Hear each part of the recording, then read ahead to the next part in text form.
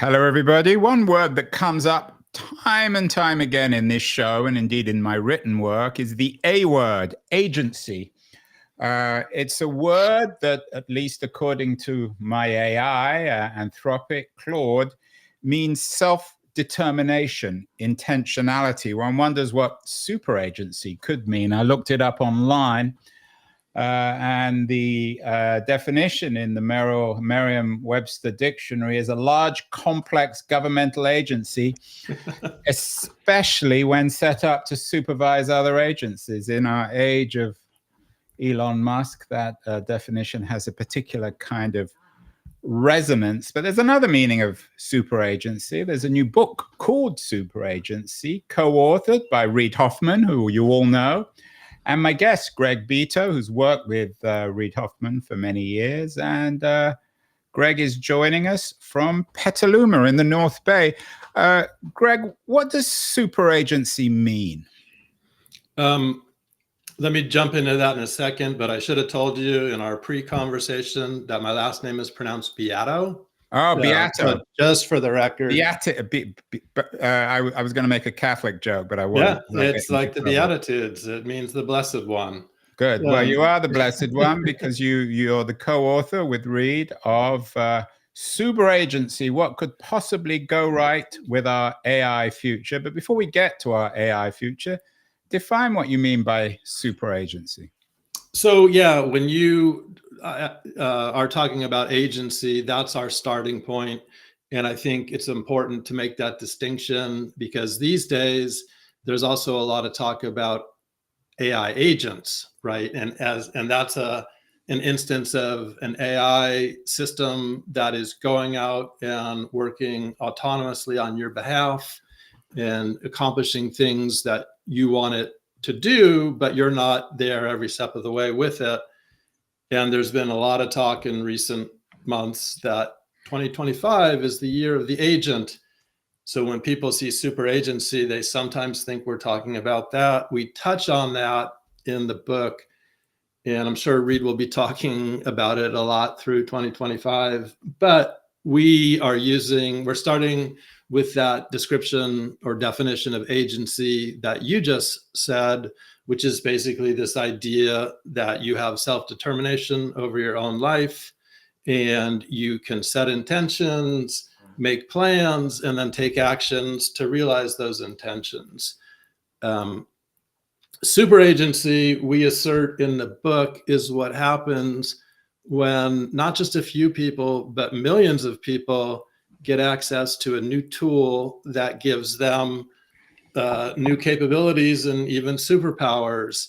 And so what ends up happening is you start to benefit not just from your own increased agency, but the agency of everyone else who is also benefiting from this tool. We've seen this happen over the years. The examples that we sort of use in the book are early 20th century, the fast uptake of automobiles, especially in the US, created a kind of super agency when you didn't even have to be an automobile driver at a certain point to start benefiting from the fact that all these people had this new superpower. Doctors could suddenly do more house calls per day and go longer distances. All kinds of things happened because of that improved life for everyone in sort of synergistic ways. Smartphone, same sort of phenomenon. And now we think that's true with AI. If AI is developed and designed in ways that enhance that goal. Greg, do you think, and this is something I've given quite a lot of thought to, and I always touch on in these kind of conversations, given that agency, we have to thank our friends at Anthropic for this definition, it is built on self-determination, intentionality, responsibility, all the core Protestant virtues that Max Weber, of course, famously wrote about in The Protestant Ethic and the Origins of Capitalism. Is there something coincidentally, or perhaps not so coincidentally, connected between American values and the quote unquote values of AI? Is it not quite as revolutionary as some people might think? It conforms to the original values or ideals or promises of individual agency, particularly male agency of the American Republic? I'm trying to follow that one through. I'm not sure I have an answer for that. I think in the sense that if you're saying that, yes, AI is designed primarily to enhance individual agency, I guess you could make that argument. We're not saying that it's primarily designed to do that. Our contention in the book, in fact, is that when ChatGPT came out, it was actually the first time that people had broad access to a general purpose AI tool that they could use in ways of their own devising, right? Like we've been developing in this new era of machine learning different kinds of AI systems for over a decade, and they were showing up all kinds of different ways, like in algorithmic decision making, with your bank is determining if you get a mortgage, in a lot of criminal justice settings in terms of who gets parole or what bail should be set at, predictive policing, facial recognition, and then of course just in things like newsfeed curation and autocomplete, right? So yeah, I mean, I always thought that Google itself, as the paradigmatic search engine, I mean, that's an example of AI. Now it seems rather primitive, but when it came out in 1999 or 1998, it was quite revolutionary. Yeah, and I think it continued to evolve over time and incorporate even more different kinds of algorithms and more sophisticated uses of AI. And and the point that we make in the book is that some of those uses can be good. Some of them maybe depending on what role you're playing in the scenario, not so good. None of them were ones that you as a user were making an affirmative choice on to say, I want to be using this and this is how I want to be using it. And if you go back, I'm old enough so that I remember going to CompUSA, and like to get some software on your computer, you had to go buy it, install it. You were making all the decisions about how you wanted your. Those were the days, Greg. We were just talking about them before we went live. Yeah, exactly. And there's a lot of good things that have happened in the shift, right? In terms of. So let me revise the question, because Okay. maybe I didn't make it as clear as I should have. My question was that the values that you're celebrating in Super Agency, because this is a book that's unusually optimistic about AI. Most of the books these days on AI tend to be more pessimistic. So I think your book is actually quite refreshing in that sense. But what you're celebrating in some ways about self-determination and intentionality are the same values that the founders of the American Republic celebrated and tried to protect with their Bill of Rights and democracy and all the rest of it. So my question is that just coincidental, or do you think the fact that you and I are both in California, Reed is a Californian, AI was pretty much invented or at least pioneered in the United States, is that coincidental? I don't think it's coincidental. I think, and this is something I didn't know before we started working on the book, but some of my, first instances of trying to get more contextual awareness, I found this basically the first blog post that OpenAI published in 2015 when it was introducing, itself to the world. And it talked about saying that it wanted to develop AI in a way that prioritized individual wills. I'm probably getting that slightly wrong, but it was basically an expression of individual liberty, I think they said.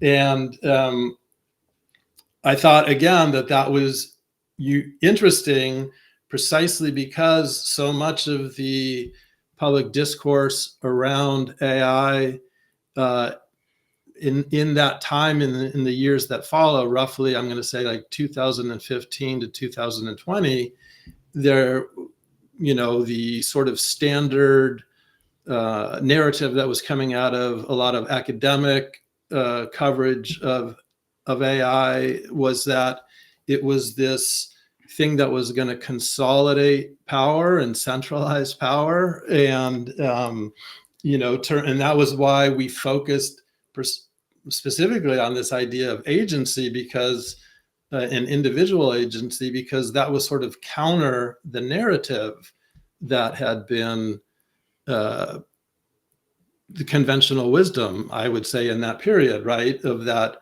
oh, it's going to entrench big tech even further. It's going to consolidate power into the hands of a tiny number of tech companies. And it's going to sort of immiserate the broad public, and also, create this new world where they are manipulable. And so this notion of, no, it's actually something that could be used to enhance individual agency seemed interesting to explore. And it seemed to correlate with Reed's history of, like, LinkedIn is both it obviously celebrates networks and your who are your colleagues, and that whole sort of group aspect of career, but it's also a way for individuals to increase their economic opportunity. It's an interesting, Reed, everybody knows, is one of the few tech brothers who wasn't on Trump's inauguration stage. He was very much involved with PayPal in the beginning, was a friend, I think, of Thiel and Musk and all the others, but now he's much more of a progressive. I spent a little bit of time with him, and I'm struck with his own particular self-determination and intentionality. I remember him telling me some years ago that he chose not to drive because he likes to sit at the back of a car and not waste time and work.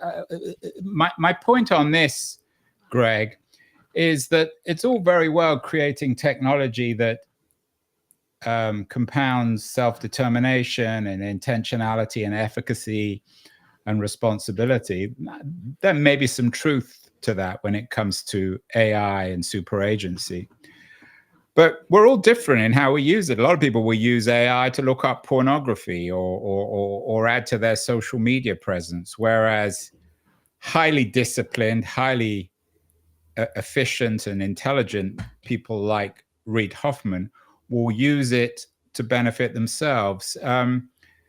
So is there, in a sense, even in your optimistic take, is it a winner-take-all world where a few Reid Hoffmans will use super agency to benefit themselves one way or the other, maybe morally, maybe otherwise, and most of the rest of us will just fritter it away? Because the same was said about social media. The same was said about the internet. It was supposed to democratize, but supposed to give everyone the same power, but which may in a sense be true, but it's nonetheless compounded inequalities. I would say it's very much true. I mean, in my perspective, the past 30 years has been a fast and slow triumph of individualism over institutions, and not always for the best, right? And I guess I want to also point out that we talk about individual agency as a starting point, but not an end point. You talked about the founding fathers and their emphasis on that, and they also did not have individual agency as the end point, right? We were a union and a republic and a democracy. There is some sense of the social and common bonds. And that's really it. Reed is known for being optimistic and forward-looking and somewhat idealistic, I would say. And so one way to shorthand this book is to say it's the optimistic take on AI. And it is that, but I also, from my perspective at least, there's an underlying, at the very least, let's say, wariness of where are we headed as a country in this particular moment with this particular technological revolution about to happen and are already happening, and how can we set ourselves up for a possibility of a good outcome. And a lot of that's predicated on this notion of, AI isn't going to change things just a little bit. If it plays out the way it seems it's going to play out, it's going to change things significantly. We make the assertion that we're in another steam power moment in the book. Yeah, I don't think many people would disagree with that, either the critics or the supporters. In The Anxious Generation, Jonathan Haidt's best-selling book about social media, he also talks about agency, but describes it as something that men tend to value and have over women. Do you think, in your analysis, in your book, Super Agency, will men and women use AI and the technology of this new radical revolutionary force? Will they use it differently, do you think? Will they use it to sort of confirm their own biases? I don't know that there's an obvious reason why they should use it differently. I do know that a lot of the mostly academic scholars who have pointed out a lot of the let's say shortcomings of AI in the short term, like when they were talking about, well, there's a lot of bias baked into the system, or it's not as objective and neutral as it seems, or if it's being played off. I guess what I'm saying is a lot of the most valuable criticism in that period that I'm talking about, 2015 through 2020, was written by women. So yeah, and we've had a number of them on the show, so that may not be coincidental. It's an important point, I think. But I don't think. I think the broad effort of making these tools accessible and general purpose, so that you get to use them in ways that make sense to you. I don't see how that would be gendered in some way. Your book is a joint project, you and Reid Hoffman, and of course Anthropic and the other AI platforms also. I'm not sure if you use them for the writing of the book, OpenAI, ChatGPT, all the others. I wonder what your collaboration with Reid tells you about the future of writing in an AI age. A lot of people say, well, AI will replace authors like Greg Beato, maybe not Reid Hoffman because he's not primarily an author and he probably doesn't need to be paid for this book. But Greg, you, I think, probably do. What did the partnership tell us? Could you imagine partnering with Claude or Gemini as opposed to Reid Hoffman for this book? Well, I do thank Claude, ChatGPT, and Gemini in my acknowledgments. So I definitely use them a lot, primarily ChatGPT and Claude, both kind of I often have them both open at the same time while I'm writing. Claude is called Claude, not Claudia. Back to our other conversation about men and women. Maybe they should have called it Claudia. Well, if you look at the earlier iterations, the first sort of AI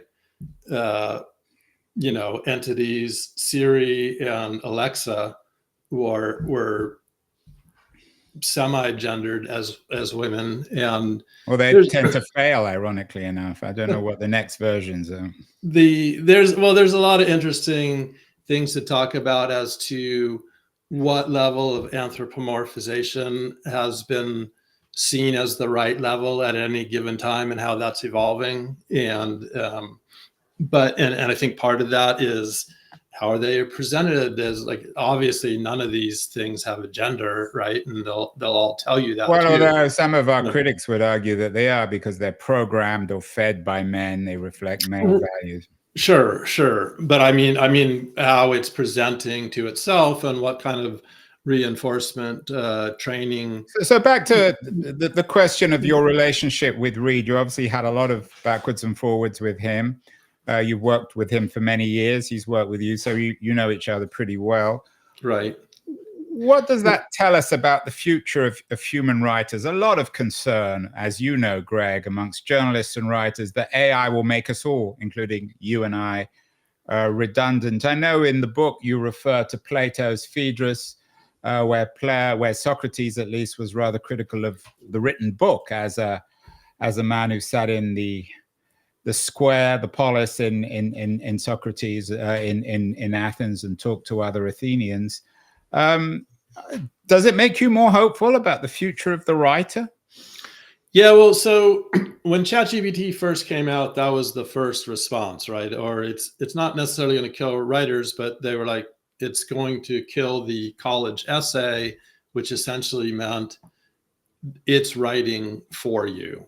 And there was a lot of what I call magic button AI, right? With this notion that if you do the right exact prompt, you can get the essay in one shot. I'm sure if you mentioned that you use, I mean, we saw that you used it at least to get the definition. We didn't get to hear your theme song on the opening of the show, but you clearly must have used Suno or yeah, you've shamed me, Greg. I love your theme Some song. people think those are real humans. I was anticipating it. I love that stinger. And you and I both have a music background. We're both in music startups in the 90s, so we're all too familiar with that world. Yeah, but so you're optimistic about the future of writers? Yeah, what I was going to say is that when I started using it, I thought, oh, it's not writers that are obsolete, it's editors, right? Because that's how I use it as an editor. Like, here's what I've written. What do you think of it? What's a better way to say this? And it's almost as if I'm interviewing it, which in a way is really just me interviewing myself, right? So it's almost like I've become a collaborator with myself when I'm writing. And that's how I do think it's going to get better. It's probably going to get better and better. Yeah, I'm struck with the annoyingly inoffensive nature of these AIs. Is I always want descriptions with a bit of edge that will outrage, upset, anger, stimulate, and they are very obstinate in refusing to do that. Maybe it's because all the big platforms don't want to be sued, or maybe because they're creating, it's like fast food, something so generic that everyone will be able to use it. I think it's different. I mean, depending on how you prompt it, you can get different outputs.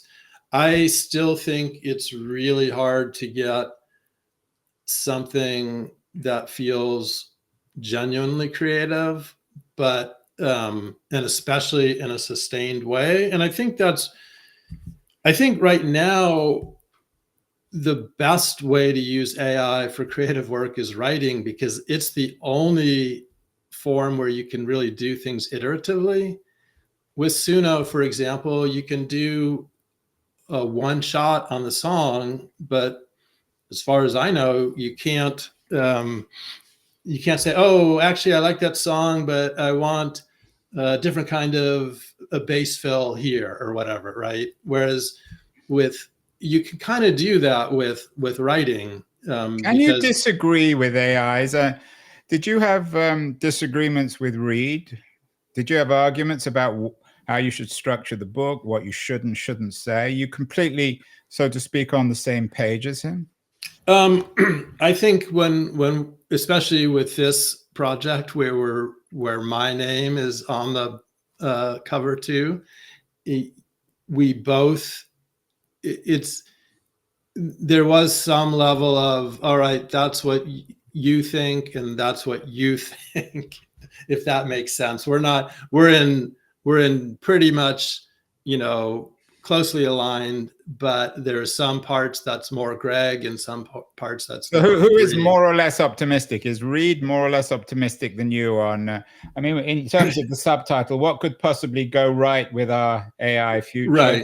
Right. Well, who is more convinced of that, you or Reed? I think Reed for sure. I think So you're more of a skeptic. I come from a journalist background and an almost academic background. And so I think fundamentally, and Reed obviously comes from he wanted to be a philosophy professor and then decided he could have more impact, doing entrepreneurial software projects. He might have made a bit more money as well. But my point is that, he's fundamentally more entrepreneurial, and if you're entrepreneurial, you're going to be a little bit more optimistic, right? Do you think that I've written several books. I've never written a book with anyone else. I'm sure no one would want to write a book with me. But do you think that, and this comes back to my critique of a lot of these AIs, is they sound very generic. They don't have much personality. Do you think partnering in a book takes away the individuality out of a book? It could a little bit, because again, it's compromise, right?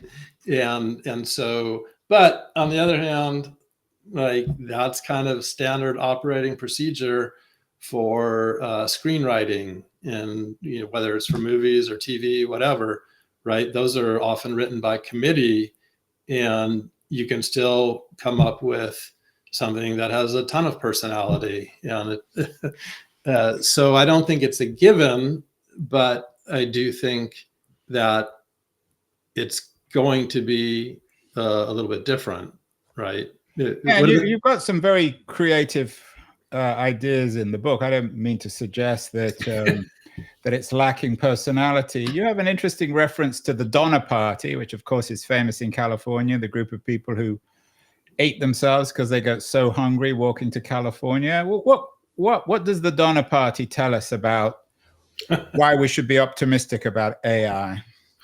Well, that's not so much about AI in particular as it is about one of the challenges we identify in the book, again, is how are we think it's more important than ever to make sure that the broad public is playing a role in developing these technologies, specifically because it's these are big changes. You want what has traditionally been called consent of the governed. That was a phrase Thomas Jefferson coined, and because in part this is the first major technology that is being rolled out while the internet exists, right? Yeah, Douglas Rushkoff, who was an old friend of mine, has been on the show lots of times. I did an interview with him a couple of months ago, and he described AI as the first native app of the internet. And in his own uniquely Rushkoffian way, I think he nailed it. Yeah, well, it kind of is a logical extension of everything the internet has put into place. But to get back to the Donner Party, the reason we invoke that is just because when you're talking about agency, you're talking about personal freedom in some respect, right? And so as we contemplate this world where machines, whether it's just pure software systems or actually sort of smart machines and devices of various ways, if they're starting to do decision making in more ways, is that going to impact your agency? A perfect example, you live in San Francisco. there's Waymos everywhere now, right? Like Yeah, no need to tell me. And I ride a bike, so I take advantage of them because they're determined not to run me over, in contrast with most of San Francisco's drivers. with human drivers, right? So that you could say is taking away agency from a human driver. But the point we're trying to make away in the book is that we definitely in the US have this tradition of basically thinking of freedom in terms of absence of constraints on your behavior. And Yeah, like and that's where Reed may distinguish himself from some of his libertarian friends, or maybe ex-friends, the David Sachs and the Mark Andreessens of the world. right. Well, And I think with self-driving cars, of all the examples, it's the one which is most compelling. I mean, clearly self-driving cars are a major advance given pollution, given the waste of time. I talked about Reed never driving himself. right. Given injuries in car crashes. So clearly that's a good example of where a super agency is a good thing. Well, and it's a different kind of, so for example, if you're in the back of a Waymo, you don't have the decision to, I'm going to go 10 miles faster for this stretch of time, but you then have this new freedom to read a book during your commute, right? So with the Donner Party, we were just trying to, in some ways, what we present them as in the book is they're these icons of rugged individualism, right? They had nothing constraining them on that journey. There was no laws, no speed limits, no security cameras tracking them along the way, no credit cards creating a data trail for them.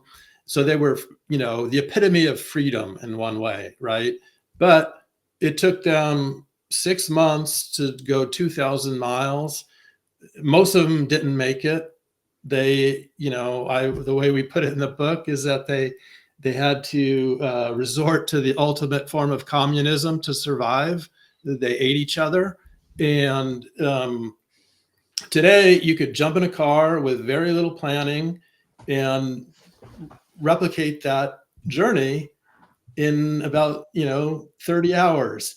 Yeah, and we've all done it. It's a beautiful journey. Speaking of And communism, I just want to say that's a new kind of freedom, right? Like that's an incredible freedom, but it only came out of the fact that we also have a lot of laws about speed limits and seat belts and everything that could be seen as constraints.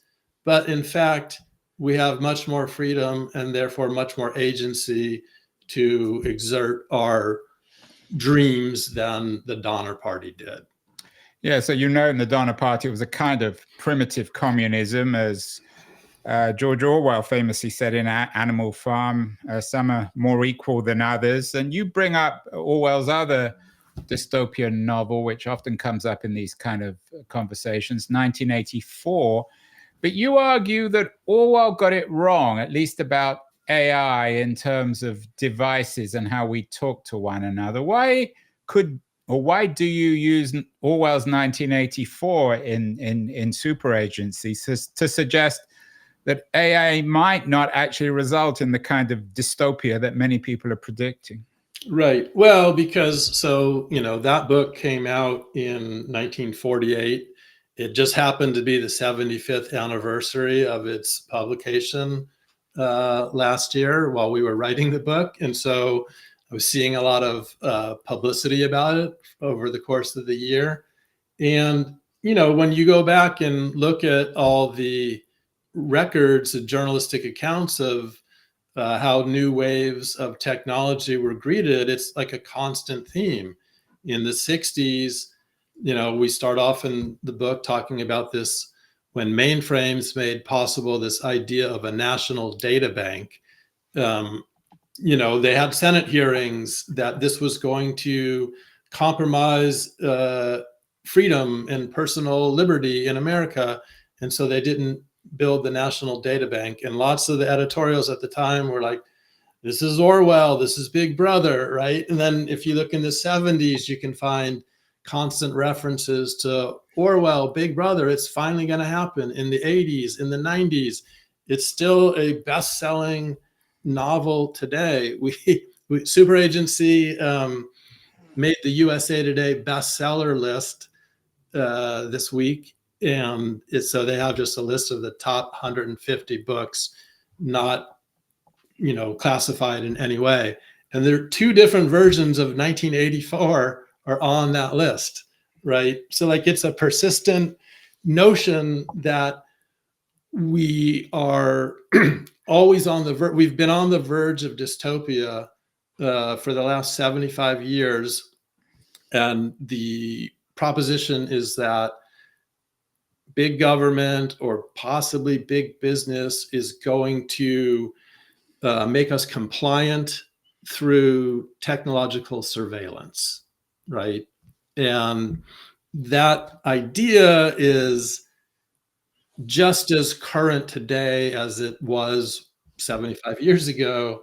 What we argue in the book is that even though that's been the future that's been prophesied all along, the exact opposite has happened in terms of what we've really gotten from all this technology and technological innovation is increasing degrees of individual power, and we see that manifest in so many different ways.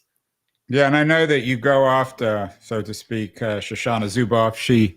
I actually blurbed her Age of Surveillance Capitalism book a few years ago. You disagree with her. You have some positive examples in the book of AI startups that you think offer a better world. Talk to me a little bit about this. One of the companies is Remesh. Another, borrowing from the idea of the polis, or the ideal of the polis, is POL.is. Why are Remesh and POL.is so promising for our AI future? Well, both of them are instances of, everyone says, oh, we got it wrong with social media because we incentivized engagement, and the way that engagement was pursued was to really create, controversy and rage and polarization. And there's, definitely some truth to that. And so the question then becomes, well, what are some kind of social platforms that would broadly enable public participation without devolving into those kinds of, what we see as shortcomings and flaws of prior generation of social media platforms. So both Remesh and Polis are platforms that, look to create, look to facilitate collective decision making, but in ways that reduce the possibility of just devolving into, you're a liar, you're fake news, you are, you have this bias, you have that bias. It's looking for ways to, how can you architect, possibilities of consensus and deliberation versus just raw in. So these companies, we at the beginning of these cycles, we had it with social media, we had it with the internet. We always have these examples of companies that people consider promising. So you brought up Remesh and POL.is. But do these companies have any traction? It's always difficult, right? Because is that your way of saying no? Polis, it's hard to see how much traction it has because it doesn't exist in a public freestanding way. Yeah, I mean, they describe themselves as a real-time system for gathering, analyzing, and understanding what large groups of people think in their own words. I mean, that's what Google is, isn't it? And that's what OpenAI is. No, it's actually more of a platform for, it's almost, I would say, not, it's like Twitter in the sense that you are making declarative statements, but you can't respond to other people's statements. So when you say it's Well, we like, know what happened with Twitter. Now it's well, X, of course. I don't mean it like that. Like it's not that. It's what I'm trying to say is that it's not just because when you said it's like Google, no, Google is aggregating what people are saying in different places, right? And that's what OpenAI is doing too. This is actually convening people and creating an architecture for them to converse in a way that limits the possibilities of just evolving into name calling and rancor and that Yeah, kind and of. I mean, we all like ideas like Remesh and pol.is, but the reality, let's end here, Greg, and you don't need me to tell you this, is the reality is it's the big players who are doubling down on massive AI spending, billions, tens of billions of dollars now being poured into this by Amazon, Google, Microsoft, and Meta. None of them are paragons of morality. Google just announced that they were dropping their previous restrictions on AI defense contracts. They're no better or worse in my mind than the others. Why should we? I respect your optimism, and I think it's good to have a counterintuitive take on AI when there are so many negative takes. But why should we trust these big companies? Whether it's Reed was the co-founder of OpenAI. He knows Sam Altman all too well. He's now on the board at Microsoft, who's a major player in this. Why should we trust the OpenAIs, the Microsofts, the Googles, the Amazons, even the Anthropics of this world? They've never come through in the past. They're becoming increasingly powerful and profitable. What makes us? Why should we have any more faith in them than we have in the past? Well, I can't persuade you of that. I can tell you might be able to. It was a question rather than a comment. All right. Well, I would say that I have a lot of trust in Google, and I actually I use it all the time for, well, like, so do I, but I still don't trust it. Well, I guess what I mean is that it provides a lot of value to me, and I haven't really, I used to be very skeptical of it, right? Because it was like, oh, yeah. No, but my question, in all seriousness, Greg, my question is, okay, the platform is okay, and the search engine's good, and their AI is very good. But morally, why should we trust companies like Google, who just announced this week that they're dropping their previous restrictions on involvement with AI defense? They all seem to be now jumping into bed with a certain Donald Trump. I mean, as we noted earlier, Reid Hoffman was one of the few multi-billionaires of Silicon Valley who didn't show up to the Trump inauguration. Why should we trust these companies? Well, I think what's happened is there was a certain, what became permissible or not permissible, and that's shifted, right? And so in part, they're probably dropping those things to signal to not seem like they are in opposition to the government. But it also might be that they made those decisions not to do those things because they thought that was the way to signal to the previous administration that, we're someone that you should look upon favorably. I guess my question to you would be, do you think it would be that we don't want the US military to have good AI tools where other countries then might have them? It's a good question from Greg Beato, co-author of Super Agency. Maybe that can be the subject of your next book with Reid Hoffman, Greg. Well, it's not a particular interest of mine, but I think that's basically the question. Reid did actually. He did make a comment this week on DeepSeek, which is the new Chinese heavyweight player in this, he argues that DeepSeek proves why the US must stay ahead. So even he's somewhat hawkish on what some people see as the Chinese threat. So this is a complicated subject. Yeah, and it's what we talk about in the book is obviously there's a big China and the US are the two biggest players.